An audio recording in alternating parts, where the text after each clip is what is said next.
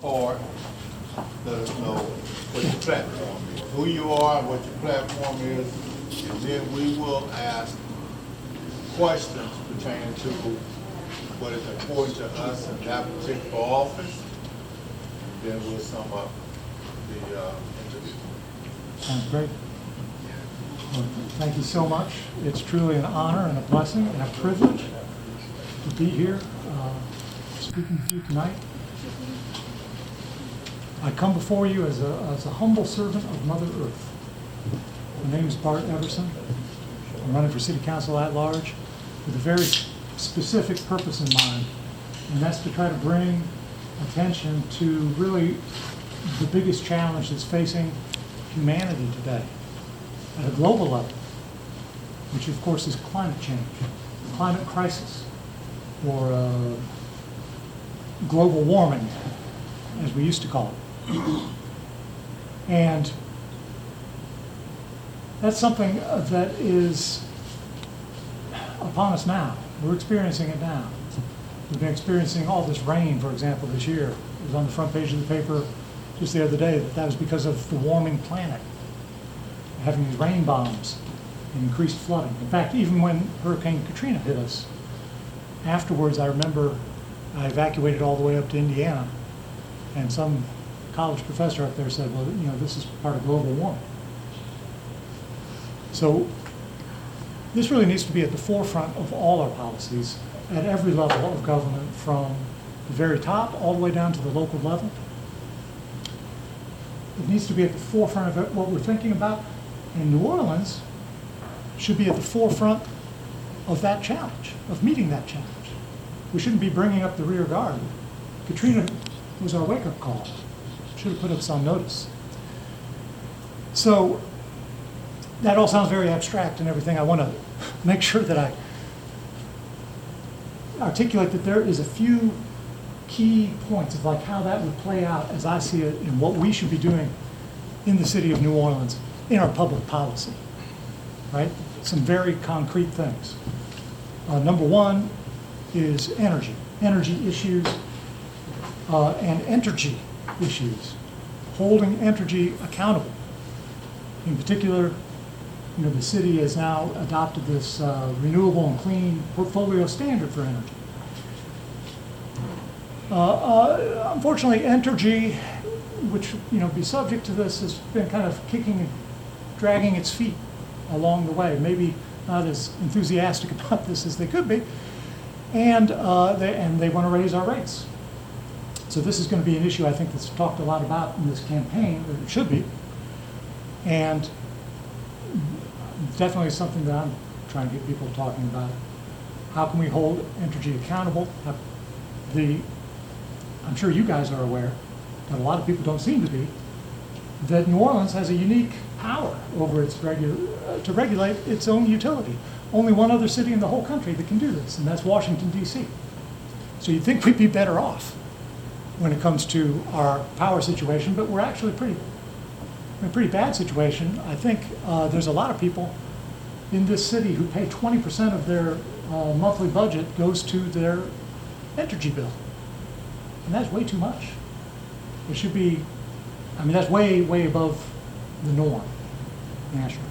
So that's one thing, holding energy accountable. Number two is transportation,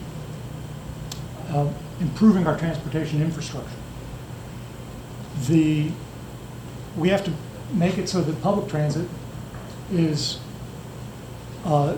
just the easiest, cleanest, most comfortable, most convenient way to get around, and not the last thought, but the first thought, to serve all of our citizens. I've been a bicycle commuter myself for 20 years here, so I'm a big advocate for bicyclists, for pedestrians. We complain a lot about our roads, but let me tell you, our sidewalks are in pretty sad shape too. So we need to have a comprehensive and vastly improved transportation network. And then number three, be greening the local economy. We talk a lot about a Green New Deal at a federal level. We need to implement some of those ideas here at the local level, incentivizing green business. I don't want to get too technical, but we need to decarbonize our economy. We know that the reason that we're having all this global warming and climate change is because we're putting too much of these kind of gases into the atmosphere, right? The greenhouse gases, mostly carbon dioxide, methane, stuff like that. So we need to stop. It's very simple. It's simple, but it's not easy. And in fact, it's very necessary that we do this. At the federal level, I support putting a price on carbon. And that's not something we can implement as a city ordinance or anything. It needs to be done at the federal level, but New Orleans has some influence in that regard. And I think we need people to speak out for this at every level. So I always like to mention that. When it comes to New Orleans East, I have to admit to you that I'm a newcomer to politics. I've never held elected office before. You'll notice the other people who are in this race, they all have a higher profile than me. They've all held public office before. They all have campaign budgets that are quite a bit larger than mine. I live in Mid-City. And as I said, I'm a bicycle commuter because I work at Xavier University for 22 years now. So I go on my bicycle around Mid-City a lot. That means because I'm mostly walking and biking, I don't get out of my neighborhood as much maybe as I should. And I don't know as much about what's going on in New Orleans East as I would hope. So I come to you as much to tell you about what I have in mind as to learn what your priorities and policy priorities are from the City Council. What do people out here really want? I mean, I have some ideas, because of course I have my coworkers and my friends who are out here in New Orleans East. And I hear the things that they're talking about. And some of those things are things people all across the city are talking about. Of course, crime and violence and the fear that goes along with that, economic development, racial equity, and the other challenges that we face across this city. Those are huge concerns, and I have, policy ideas on all of those things too. And I'd really like to hear, and I think your questions that you have for me will tell me a lot about what your concerns and priorities are here. Thank you for that eloquent presentation. Now we will have question and answer session. Mr. Bart, good afternoon. Dr. Clarence Spectator. You had a lot of great ideas, but at the same token, you got to, as at large, you got to work with the people that's the regular district people. Yeah. Because each district is so unique in itself, has its own problems and own cares. Now, how you will plan on working with the different districts individually? Well, I hope that I'm a reasonable person that can engage in a good dialogue, try to understand where the other person is coming from, what their concerns are, and what the district that they represent really is all about. I've been in District A for quite a few years, District B before that. But it's only really in the last few years that I've come to develop like a little bit more of a relationship with my district council person. And that has opened up my eyes to how exactly, the kind of customer service that they try to provide for their constituents. And so now, and I saw him here just a moment ago, Joe Giarusso. In talking to him and seeing how the dialogue goes, as a constituent with him, it's taught me a lot about how that process works. So I would hope that if I was in the city council as an at-large person, that I would get to know all the district council people and that they would be able to represent their constituents to me in a way that I'd be able to Thank you. respect. Yeah, that'd be my goal. Anybody else? Real quick, Mr. Everson, could you tell me a little bit more about you? All I know about you is that you said you have limited knowledge of districts, which means I don't think you were originally from New Orleans. It's true. So my question is, tell me a little about you, what brought you to New Orleans? and Sure. so forth. So my formative years were spent in Indiana, and 1 year in northern Sweden. And I came to New Orleans in 1999. So I like to tell people I've been here since the last century. Because I got a job at Xavier University. And a lot of people think, I'm a college professor, but I don't actually teach. I'm in faculty development, so I'm helping teachers from every department across campus just to try to be the best they can be. And this has been a great job. It's been a great blessing. In fact, being at Xavier and being here in New Orleans has given so much to me. That's one reason that I'm motivated to try to get in this race, to try to give something back to this city. Because it's like I said, it's been a blessing. After Katrina, when I came back, we had this whole situation where there was so much civic involvement. And, people were trying to figure out how we're going to rebuild the city, how we're going to come back. And all kinds of people who didn't know each other before were coming to, local neighborhood meetings and a planning process after planning process and so forth. And through that, I got involved with this Lafitte Greenway project.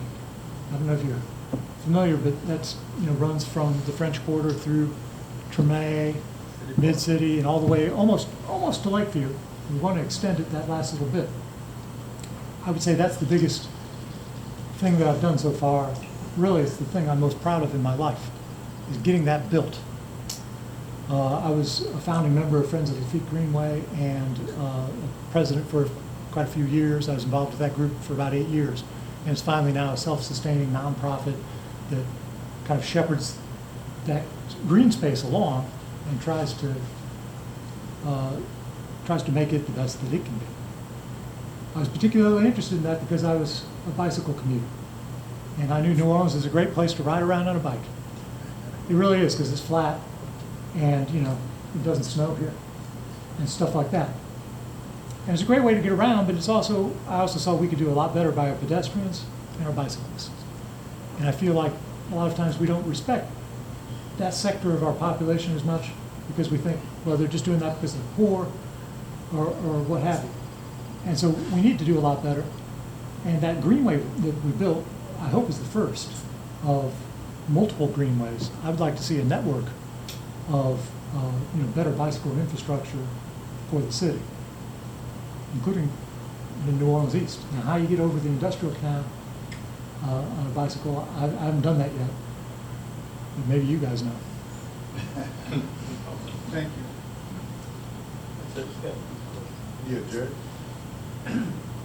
You're an obvious newcomer to the whole political scenario, and I think you have some good ideas, some decent ideas, but how do you plan to, or what assets do you have that you're going to set yourself apart to get people to really recognize where you're headed and what you want to do? Because I'm familiar with, as a matter of fact, I used to work for the city, we were part funders of that. So, and when it first started, I said, no, this is not going to work. But now that it's there, it's working. So, what's your strategy to get people to recognize, some of the assets that you have, or your biggest asset you think you have? My personal. Well, to become involved in this, because this is a fight. I mean, I hate to be so rude about it, but it's a fight. Yeah. And, the person that gets the attention and everybody, that's who wins. I guess I'd have to say, I hope to get people hear about the climate crisis, but I'm not sure that they're connecting the dots.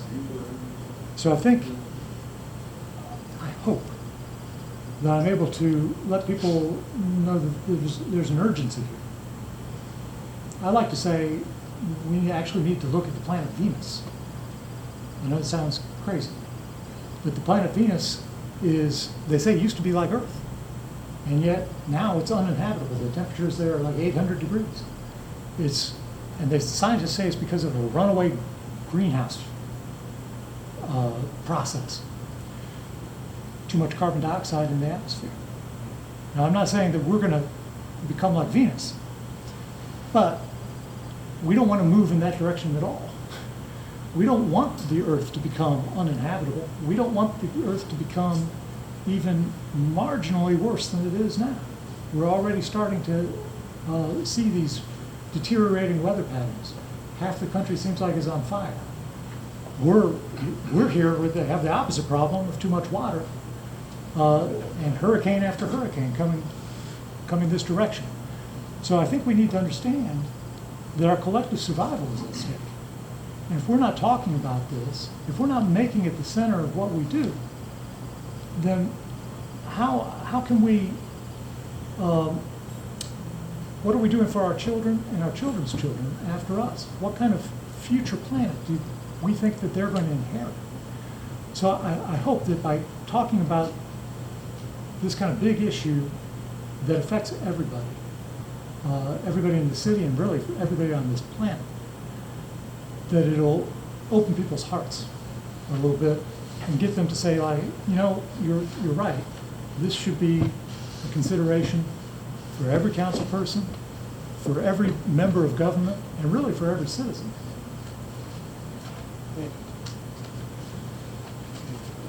Yeah, one question. Make it. Yeah. Really appreciate what you're saying. I know you don't do a lot of paper and stuff like that, but do you have any written specifics or strategic plan with regards to implementing your policy? Yeah, I mean. Yes. I mean, do you have anything written that we in fact could look? This is how we're going to do this. Yeah, yes, indeed. So I do have a website. It's barteverson.com. Go ahead, repeat that slowly. Just my name. BartEverson.com. Yeah, just Okay. myname.com. Okay. And I've got a policy, my overall, kind of overarching policy document, the big picture, Venus and all. I'm hoping to publish tomorrow morning. Okay. We're still building this site. I'm hopeful that in the next few weeks, I'll have the specific policy about holding energy accountable, building the transportation, getting the better transportation infrastructure that we need, and the greening the local economy, articulating those. And of course, general common sense policies, what I like to say common decency policies on the other things that like all candidates really need to talk about, like, you know, what you're planning for violent crime and so forth. Thank you, sir. Okay. We want to thank you. Thank you for the opportunity. We have completed our interview session with you, and if you are the endorsed candidate